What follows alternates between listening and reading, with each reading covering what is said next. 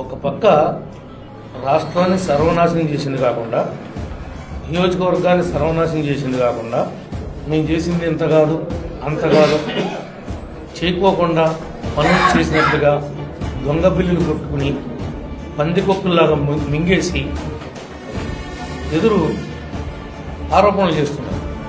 బలివేపించి నేనే కట్టా, మీ తాత డబ్బులతో కట్టావా, మీ నాన్న డబ్బులతో కట్టావా? ప్రపోజల్ పంపించింది నేను, శాంక్షన్ తెచ్చింది నేను. ఈ టైంలో టెండర్లు పిలిచాను. అనవసరమైన మాటలు మాట్లాడుతున్నారు. మనం వచ్చేదాకా పెదవేగ రోడ్డు దిక్కు దివడం లేదు. ఇళ్లలో మీటింగ్లు పెట్టుకుని డబ్బాలు కొట్టుకోవడం కాదు, ప్రజల సొమ్ములు ఎగ్గొట్టి ఊరొదిలి పెట్టి పారిపోయి వ్యవహారం చేయడం కాదు రాజకీయం అంటే.